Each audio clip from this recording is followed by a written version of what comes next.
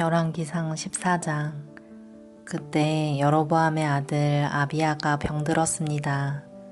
여로보암이 자기 아내에게 말했습니다. 실로로 가서 예언자 아히야를 만나시오. 그는 전에 내가 이스라엘의 왕이 될 것이라고 말한 사람이오. 당신이 내 아내라는 것을 사람들이 모르게 변장하고 가시오. 그 예언자에게 빵 10개와 과자와 꿀 한 병을 선물로 가져가시오. 그가 우리 아들이 어떻게 될 것인지 알려줄 것이오. 여로보암의 아내는 그대로 했습니다. 그는 실로에 있는 아히야의 집으로 갔습니다. 아히야는 너무 늙어서 앞을 보지 못했습니다. 여호와께서 그에게 말씀하셨습니다. 여로보암의 아들이 병들었다. 그래서 여로보암의 아내가 그 아들에 대해 물어보려고 너에게 오고 있다. 그는 다른 사람인 것처럼 변장을 하고 올 것이다.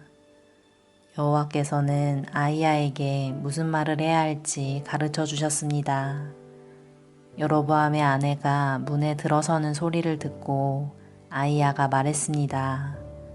여로보암의 아내여 들어오시오. 어찌하여 다른 사람인 것처럼 변장을 했소. 내가 하나님의 명령을 받아 좋지 않은 소식을 당신에게 전해야겠소. 돌아가서 여로보암에게 전하시오. 이스라엘의 하나님 여호와께서 이렇게 말씀하셨소. 여로보암아, 나는 너를 이스라엘 모든 백성 가운데서 뽑아 내 백성의 지도자가 되게 하였다. 다윗의 집안에서 나라를 쪼개어 너에게 주었다. 그러나 너는 내 종 다윗이 언제나 내 계명을 지키고 온 마음으로 나에게 복종하며 정직하게 행하였던 것처럼 살지 않았다. 너는 너보다 먼저 나라를 다스렸던 자들보다도 더 나쁜 일을 했다. 너는 나를 배반하고 다른 신들과 우상을 만들어 나를 크게 화나게 했다. 그러므로 내가 여로보암 집안에 벌을 주겠다.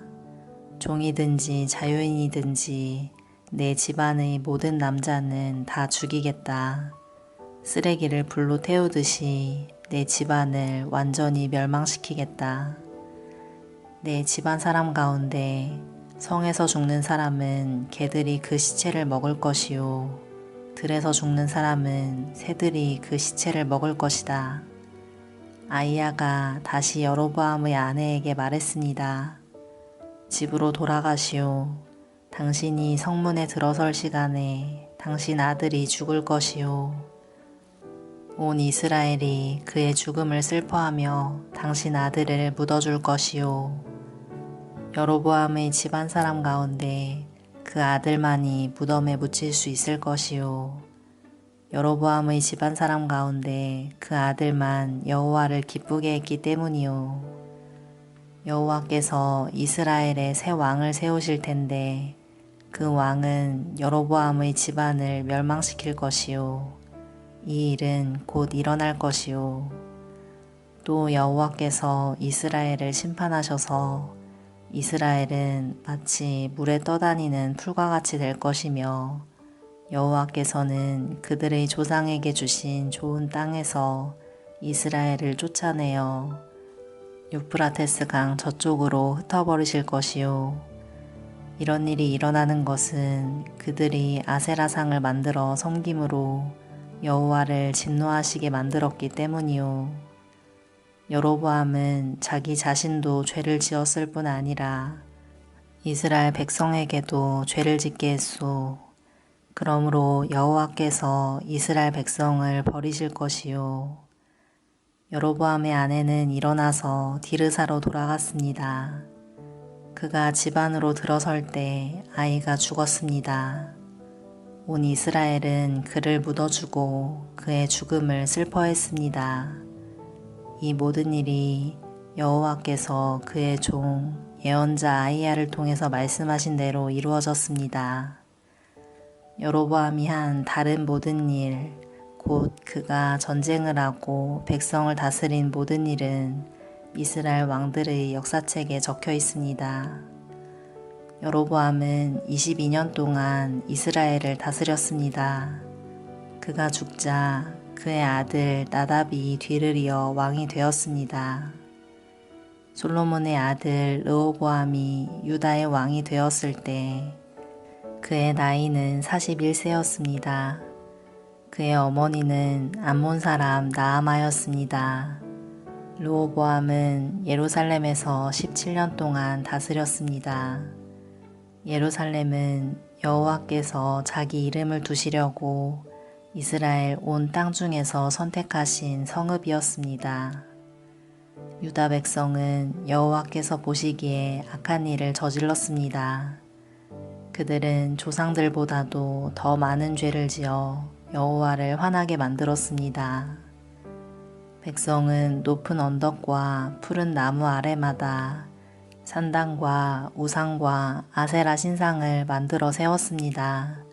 심지어 산당에는 남자 창기들까지 있었습니다. 이스라엘 백성보다 먼저 그 땅에 살던 사람들은 악한 일을 많이 했기 때문에 여호와께서는 그들을 그 땅에서 쫓아내셨습니다. 그런데 유다 백성까지 그들과 똑같은 일을 했습니다.